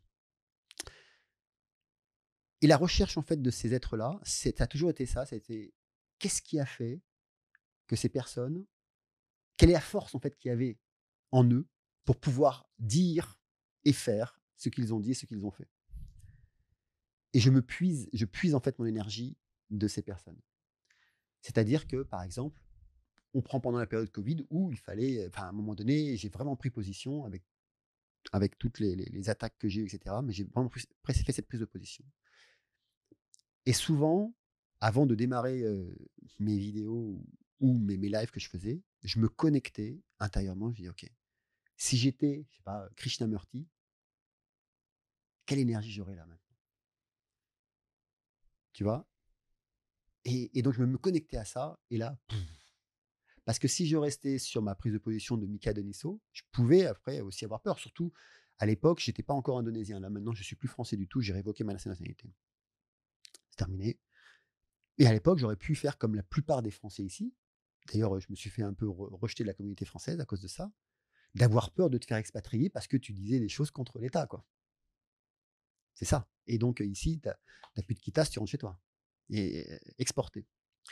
Et donc, il y avait cette peur qui pouvait être là et comme je disais à ma femme, je disais que: «Est-ce que je veux vivre dans la peur?» Ma femme est indonésienne, hein et on s'est regardé, on s'est dit: «De toute façon, si on doit se faire exporter, on part ensemble». C'est pas le lieu qui compte, c'est avec qui tu es et comment tu es intérieurement. Et donc c'est ça, tu vois, le le le point central, c'est d'arriver à être intègre avec toi-même et contre toute attente, de ne pas violer tes valeurs. Je trouve que, ce que tu as dit, c'est extrêmement puissant quand tu parlais, dans ces rencontres justement de chercher, l'endroit où cette personne a trouvé la Mmh. force de puiser, d'être qui elle est devenue, d'avoir le courage, de prendre cette décision ou de prendre cette position. J'y ai jamais pensé, de cette manière précisément et je trouve que c'est extrêmement puissant. Heu de prendre ces modèles et de les utiliser comme source d'inspiration. Non pas en se disant je suis pas aussi bien qu'eux ou ils sont meilleurs que moi, mais plutôt voilà un exemple de quelqu'un qui a eu le courage et je peux Mmh. aussi avoir le courage, je peux aussi oser. Ben, une chose très simple, hein, moi mes lectures principales, c'est les biographies. Parce que dans la biographie, tu as l'histoire et tu te dis: «Mince», tu et peu importe les biographies, hein, mais Toutes les péripéties. toutes les péripéties et tu vois bien que, ben, il peut se passer plein de choses. Là, je suis dans une biographie qui n'a rien à voir avec un guide spirituel, mais pour moi, toute personne a quelque chose à te léguer. Là, je suis en train de lire, l'histoire de Florent Pagny, donc tu vois, ça a rien à voir, quoi. Donc toute sa biographie. Mais ce que je veux dire par là, c'est que derrière l'histoire d'une personne, il y a les mouvements d'âme qui sont là et l'énergie qui s'en dégage. Et tu vois, quand tu te connectes à, je sais pas, Krishnamurti ou même à Florent Pagny dans certains moments, tu te connectes à cette énergie d'âme. Tu dis que il y a une énergie, on est vibration, quoi. Et donc quand tu arrives à te connecter, qu'est-ce qu'il a pu ressentir ce moment-là? Mais il a fait le pas pour y aller. Et là, tu te connectes à cette énergie et c'est celle-là que tu prends. Moi, je fais des exercices, pour les personnes que j'accompagne. C'est quelque chose de très simple, c'est que si tu veux retrouver la confiance en toi, d'une manière, radicale, c'est simple, tu fermes tes yeux, tu te rappelles un moment donné dans ta vie où tu as eu confiance en toi. On l'a tous eu. Premier bisou, la première fois que tu as parlé, tu vois, à une copine, la première fois que tu as fait du vélo et que tu as réussi. Et en fait, mentalement, tu vas prendre, ressens cette énergie. Waouh, j'ai réussi à faire du vélo, waouh, j'ai réussi à l'embrasser. Tu la prends, tu la mets dans ton cœur là maintenant. En fait, tu te reconnectes à cette énergie, non pas à l'expérience, mais à l'énergie que tu avais quand tu as eu cette confiance en toi. Et c'est ça, en fait, que tu refais vivre dans le présent. Parce que notre cerveau, lui, il ne sait pas faire comme si. C'est-à-dire que tout ce qu'il pense, il le croit aujourd'hui. Et donc, tu te reconnectes à ça et c'est comme ça que tu peux avoir cette énergie-là. Et quand je fais ce genre d'expérience en prenant l'énergie de ces guides ou de ces maîtres, ben, je me connecte. Je dis, ah, tiens, Mandela, quand il était en prison, qu'est-ce qu'il a fait? Comment il a fait pour passer toutes ces années? Il était dans quelle énergie? Mandela, c'est un exemple qui me parle en particulier parce que, il y a une fameuse anecdote où Anthony Robbins rencontre Mandela et il lui dit: «Mais comment est-ce que vous avez fait pour tenir aussi longtemps en prison?» Et Mandela le regarde presque, outré et il lui dit: «J'ai pas tenu, j'étais en train de me préparer». Hmm. Et tu vois la différence d'énergie? Là, c'est totalement différent, quoi. Et, et c'est à ça qu'il faut, tu vois, quand je t'en parle, j'ai des frissons parce que je me connecte à toutes ces années de préparation et non pas à toutes ces années d'emprisonnement. Et ça change tout de suite, tu peux le sentir dans ton corps, tout de suite ça change parce que ta vibration change. Il y a une verticalité, il y a Ouais. un ancrage, il y a une puissance, il y a une mission derrière. Et tu vois, quand tu dis ça, tu traduis pas Mandela, tu traduis l'énergie. Ouais, C'est ça que tu es en train de tout traduire. à fait. Et et heu et voilà, moi j'invite chacun à se reconnecter. C'est OK de se reconnecter à des personnes. Moi, je me reconnecte à Tony Robbins, ça a été un de mes mentors, par excellence, tu vois? Enfin, c'est divers, hein, John Cha, le Dalai Lama, Samaïta, Carl Gustav Jung et cetera et cetera. Tout ça, ce sont des êtres et à chaque fois que j'ai besoin de me connecter à une énergie particulière, bah, j'ai plus qu'à aller puiser Mmh. et c'est OK, quoi. C'est un super outil, c'est un super outil, je j'en ai jamais entendu parler comme ça, hem, de se dire, parce que tu proposes 2 choses. Tu dis: «Je peux me reconnecter à un moment de ma vie où j'ai eu une réussite, j'étais en Mmh. confiance et je peux ramener cette expérience maintenant, je peux me remettre dans cet état». Ça, c'est une chose. Ça, je pense que c'est assez, connu, pour les gens, par exemple, qui écoutent du Tony Robbins et cetera.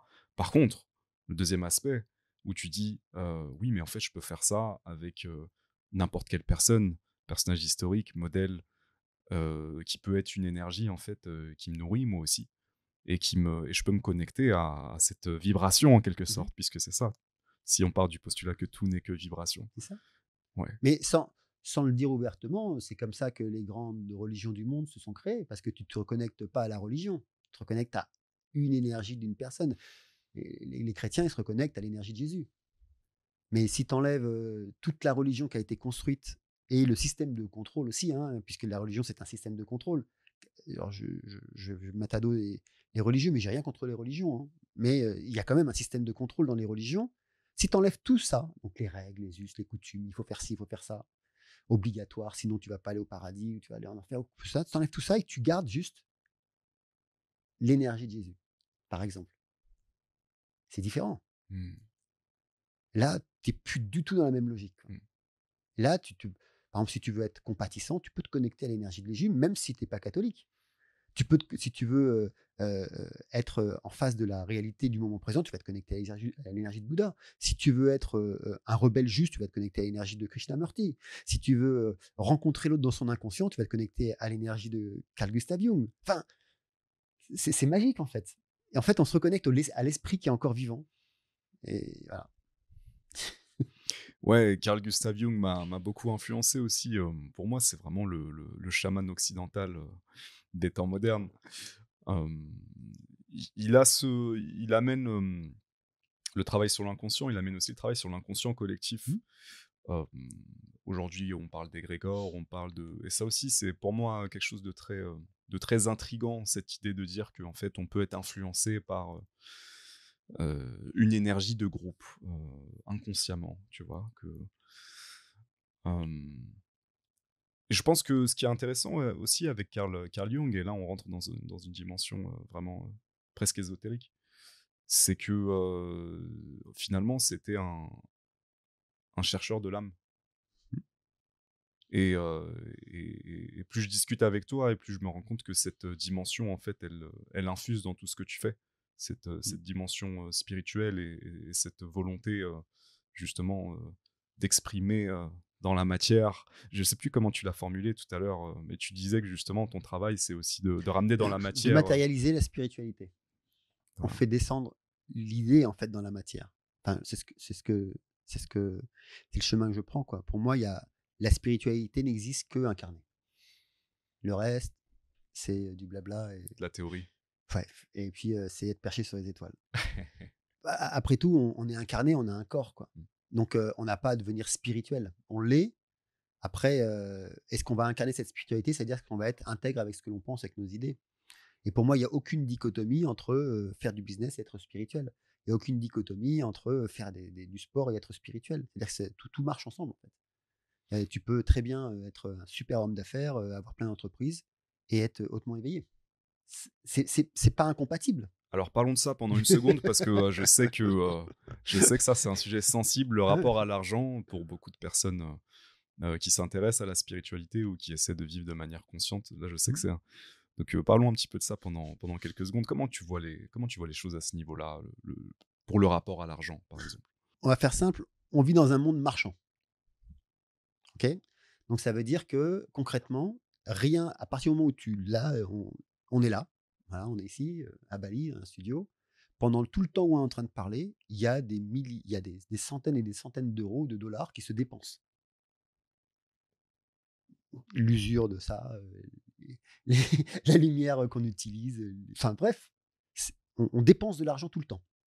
L'usure de ta montre, tout le temps. Et donc on est dans un monde où l'argent est obligatoire. Tous ceux qui ont essayé de vivre sans argent, bah, ils ne peuvent pas vivre dans ce monde-là. C'est impossible. Et même, on a pu voir à un moment donné plein de personnes qui disaient: «Ouais, mais j'ai voyagé dans le monde, sans utiliser l'argent». Je suis désolé, c'est des menteurs parce qu'ils utilisent l'argent des autres. Quand tu fais du stop, c'est bien celui qui t'a pris qui dépense son essence. Quand tu vas dormir chez quelqu'un et manger chez l'autre, c'est l'autre qui travaille pour te donner à manger. Et donc, on a beau tirer le fil dans tous les côtés, l'argent est essentiel. Et là, je reprendrai juste une phrase de Tony Robbins, quoi, qui disait, en fait, la première fois que je l'ai vu, hein, et qui m'a toujours marqué, qui disait, heu: «Si tu veux aider les autres, il faut que tu sois riche. Si tu veux aider les pauvres plutôt, il faut que tu sois riche». Et il a raison. C'est-à-dire que plus tu vas avoir de l'argent, alors si tu es dans une démarche, en fait, d'évolution et de contribution, bien sûr, hein. Si tu es dans une démarche, d'avoir de l'argent pour toi, juste pour toi et pour œuvrer, et pour être le plus fort, le plus grand, le plus beau, le plus intelligent et cetera, non. Mais si tu es dans une démarche spirituelle, tu comprends alors que plus tu as de l'argent, plus tu peux contribuer. Et moi, ça a toujours été ce principe-là. Toutes mes entreprises, ça a toujours été ça. C'est-à-dire qu'on fait de l'argent, on gagne notre vie, on vit bien, parce que c'est pour ça aussi qu'on le fait, pour avoir une liberté financière. En ayant une liberté financière, bah, tu es plus dans l'attente, tu es plus dans le peur, donc tu as une meilleure clarté d'esprit. Tu peux commencer à te poser et à prendre le temps de réfléchir et non pas à courir après quelque chose. Donc déjà, bah, tu deviens, plus apte à comprendre le système dans lequel tu es. Et puis quand tu as les moyens, tu peux commencer à dire: «OK, qu'est-ce que je fais maintenant avec une partie de cet argent?» Et là, tu peux commencer à contribuer, peu importe la contribution que tu fais. Comme tu fais, aller directement sur le terrain ou comme on fait avec nos associations ou avec peu importe en fait. Ou, dans les entreprises que je monte, bah, il y a une partie qui sont pour les personnes défavorisées. C'est là où tu peux commencer à aider. Donc pour moi, dire que la spiritualité et l'argent, c'est 2 voies différentes, non. Parce que qu'est-ce que l'on fait les 3/4 de notre temps, tous, autant que nous sommes? On travaille. Et donc le meilleur endroit pour pouvoir exprimer qui l'on est à son paroxysme et déployer notre talent, nos talents d'âme, c'est pendant qu'on bosse. Quand on prend une entreprise, peu importe ce que l'on est, quelqu'un qui fait du pain, un employé, on va prendre, on prend pas même pas le patron, hein, mais le chef, on va dire un employé, un boulanger qui fait du pain. Il a le choix en fait juste de faire du pain parce qu'il se fait chier, il fait du pain, il dit: «Oh là là, il est 3 heures du matin, il faut que je finisse et cetera et puis voilà, je prends mon salaire». Ou il a le choix de dire: «Tiens, ce pain-là, je vais le faire différemment, je vais mettre ça parce que les personnes quand ils vont le manger, eh ben, ils vont avoir un autre goût, il va y avoir quelque chose de différent». Et puis quand il va parler à son client, il dit: «Écoutez, mangez ce pain-là, je sais pas, mais en pensant à ça». Mais ce boulanger, il devient totalement différent. Et puis après, il va se dire: «Bah, moi, je vais monter du coup mon entreprise et je vais vendre du pain et je vais vendre du pain mais différemment. Pour, ce que j'offre aux gens, c'est pas que du pain». Et donc la spiritualité incarnée avec l'entrepreneuriat, mais c'est exponentiel parce que ceux qui changent le monde, c'est les entrepreneurs. Et on peut le voir, hein, des boîtes comme Spotify qui ont changé le monde de la musique, c'est les entrepreneurs. C'est eux qui ont changé le monde. Les indépendants de chez Google, je suis désolé, mais ils ont changé le monde. Peu importe si c'est bien ou pas bien, on s'en fout, c'est pas le sujet, mais c'est de dire que ce sont des entrepreneurs qui changent le monde ou le visage du monde dans lequel on est. Et demain, encore une fois, c'est que si on a plus d'entrepreneurs spirituels, c'est ce qui manque en fait aujourd'hui avec ces grandes boîtes, c'est qu'il manque de spiritualité derrière. Mais si on a des entrepreneurs spirituels qui commencent à comprendre que l'argent à grande échelle lié à la spiritualité peut littéralement changer l'expérience du monde, mais on n'aura plus la même expérience. Je te rejoins et en même temps, j'ai la résistance de l'objection de beaucoup de gens qui n'osent pas se lancer, qui est pas l'endroit de pouvoir contribuer, mais qui est en amont. En fait, c'est l'endroit d'accepter de se vendre. Et je crois que c'est là le point sensible pour beaucoup de gens, d'accepter de dire bah, je vais demander de l'argent pour mes services. Euh, euh, ouais, qu'est-ce que tu réponds à ça, ce syndrome de l'imposteur et je sens que la réponse, ça va être cinglante. Et toutes ces, tu vois, ces résistances par rapport au fait de monétiser ces services. OK, bah, faut arrêter d'aller voir un médecin. Mmh. Quand on va voir un médecin, on le paye.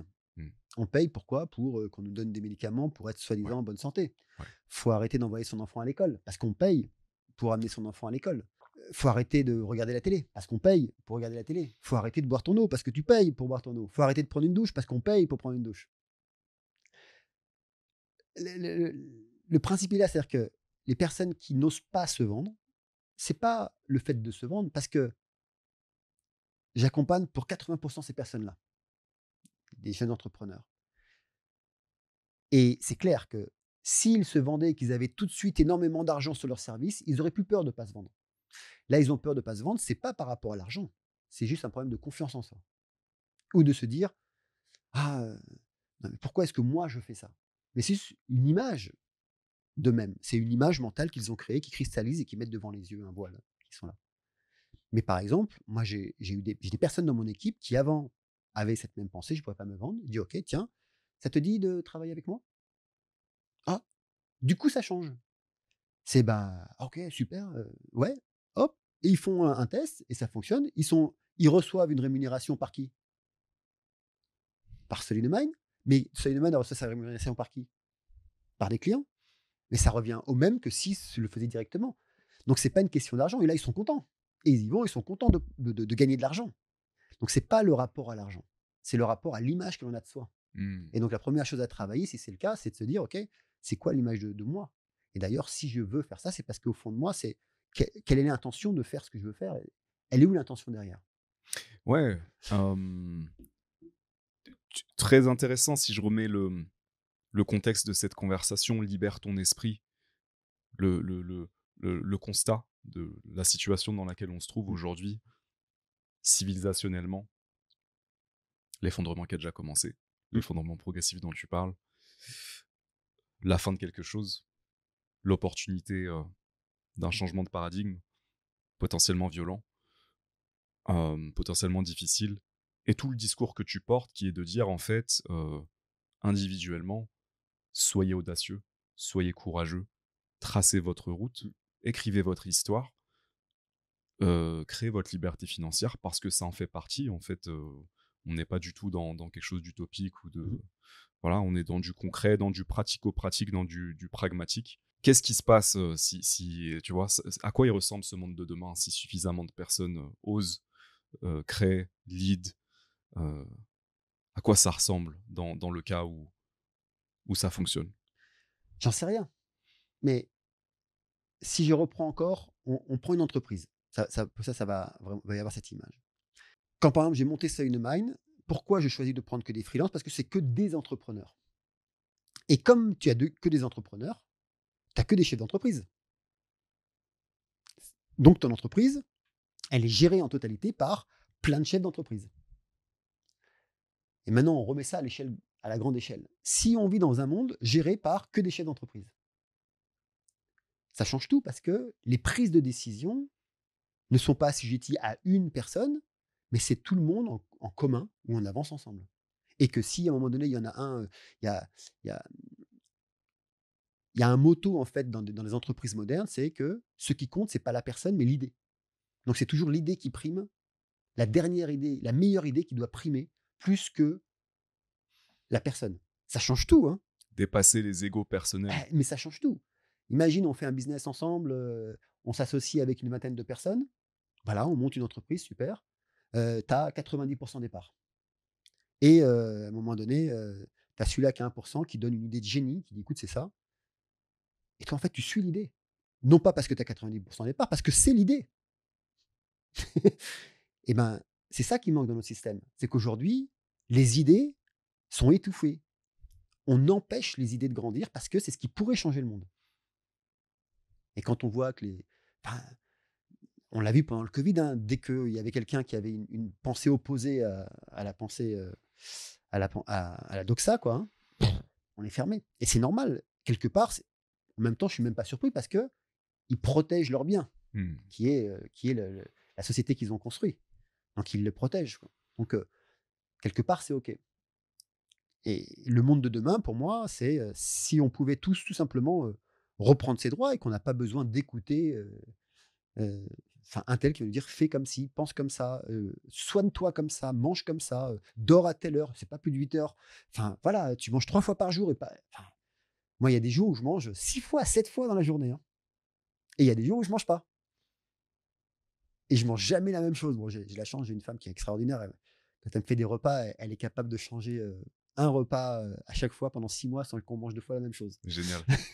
Mais ce que je veux dire par là, c'est peu importe, mais l'idée, c'est ça, c'est quand on arrête les normes dans lesquelles on est, on se déconditionne et comme de toute façon on est obligé c'est soit de toute façon, c'est soit on est conditionné par quelque chose ou quelqu'un, soit on se conditionne soi-même. Puisque notre système tel qu'il est conçu, il marche par conditionnement. Donc la question c'est: est-ce que l'on veut continuer à être conditionné ou est-ce qu'on préfère se conditionner soi-même? Pour moi la réponse elle est simple, hein, mais c'est ça la question. L'éducation, c'est un conditionnement. Quand on est nous en parents avec nos enfants, on conditionne nos enfants. Malheureusement, dans des couples, il y en a même qui veulent conditionner leur partenaire. Notre vie est un conditionnement. C'est notre système. En tant qu'être humain, eh ben, voilà, notre modèle, notre programme intérieur, il est comme ça. On a besoin d'être conditionné. Et la seule question, c'est qui conditionne? Qui c'est qui nous conditionne et à quoi est-ce qu'on se conditionne Oui, aussi? Ouais, donc je peux faire, chaque jour, le choix de conditionner mon corps, pour réagir d'une certaine manière à un certain exercice, conditionner mon esprit pour mmh, réagir, d'une certaine manière dans le cadre de certains travaux, développer des talents ou je peux laisser, le collectif, ou le le système, faire. ouais, me modeler, selon ses propres, ouais. Est-ce que c'est pas ça au final, être un soul minder, c'est se libérer? Ben, c'est ça, c'est, pour moi le soul minder c'est, alors pour revenir à soul in a mind, tu vois? Ouais. C'est, une âme qui s'incarne dans un esprit. Heu et c'est vraiment ça, tu vois? C'est que quand tu parlais, des conditionnements qui arrivent, regarde là on vit, chacun, tu es là, tu es sur Bali, il y a plein d'idées là qui flottent autour de nous et mais cha une idée c'est quoi? C'est une information qui a une propre vibration. On a la chance sur Bali avec ding ding ding ding quand on est, sur les beaux endroits, il y a des super vibrations. Quand on est sur Canggu, un petit peu moins. La vibration, c'est pas la même. Mais il y a des endroits, c'est magnifique et la seule chose le seul choix qu'on a, la liberté plutôt qu'on a, c'est de se dire: «Lesquels je laisse rentrer, lesquels je ne laisse pas rentrer? Quelle est la vibration que j'accepte? Sur quelle fréquence est-ce que je veux continuer à vibrer aujourd'hui?» Donc quand il y a des vibrations d'énergie qui sont, basses, qui nous agressent et cetera, c'est de se dire: «Est-ce que j'ai envie de vivre, cet après-midi ou avec ça?» Mika, j'ai vraiment, apprécié cette conversation. Hem, je la trouve, aussi fascinante que dangereuse. Dangereuse, parce qu'elle remet en question, le système, dangereuse parce qu'individuellement, elle nous amène aussi à nous poser les questions qui fâchent, mais qui sont fondamentales. À savoir, est-ce que je suis en train de vivre la vie que j'ai envie de vivre? Est-ce que je suis en train de donner ce que j'ai à donner ou pas? Ou est-ce que je suis en train de me défausser? C'est les questions que tu amènes et je te remercie pour ça. Mmh. Avant de conclure, j'ai quand même envie de te demander quel conseil tu aurais justement, pour toutes ces personnes qui sont encore, limitées par leur peur? OK, la peur, c'est une projection dans un futur d'un présent qui n'existe pas. Ça veut dire que c'est une illusion. Il y a les peurs primales et cetera qui peuvent nous indiquer un danger, mais à la base, c'est une création mentale. Donc la peur, c'est une croyance et donc le seul conseil que je pourrais donner, c'est: à quoi est-ce que vous voulez croire? Notre vie est une croyance. Tout ce que l'on fait, c'est parce qu'on croit à quelque chose, mais on n'a aucune idée si ce que l'on croit est vrai. Et je n'ai aucune idée si ce que je dis est vrai. Je n'ai aucune idée que je sais même pas, si ce monde est vrai, j'en sais rien. J'ai aucune preuve tangible qui me le montre. Et donc le seul conseil que je voudrais dire, c'est, heu, est-ce que, encore une fois, vous voulez vous autoriser à vivre? Et quelle est la croyance la plus importante pour vous aujourd'hui? Et de suivre cette croyance quoi qu'il arrive.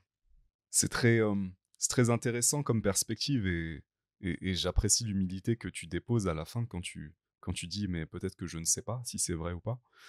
Hem, je trouve ça intéressant parce qu'en fait, au final, ça nous ramène à une simplicité de dire, toi, qu c'est quoi le truc qui est à l'intérieur de toi que tu as envie d'exprimer, en fait? C'est quoi ce désir? Peut-être que si tu l'écoutais, il pourrait y avoir quelque chose d'intéressant. Peut-être qu'il y a une histoire d'intéressante à écrire et c'est ton histoire. C'est ça. Elle a pas besoin d'être vraie pour tout le monde. C'est Mmh. ton C'est ton histoire. histoire. Mika, merci beaucoup. Merci Mourad. Pour les gens qui, ont apprécié cette conversation, souhaitent, découvrir un peu plus ton travail, peut-être, entrer en contact avec toi, où est-ce qu'on peut te trouver? Facile, nlmika.com. NL comme newsletter, mika.com et là, vous ferez partie des vous recevrez, toutes nos pensées, nos insights tous les mercredis sur, la conscience paradigmatique, enfin sur nos trois valeurs, la conscience paradigmatique, la quête spirituelle et l'entrepreneuriat, l'endurance pro. nlmika.com tout Ça simplement. va apparaître à l'écran pour ceux qui sont sur YouTube, pour ceux qui écoutent sur les plateformes audio, ce sera dans la description. Mmh.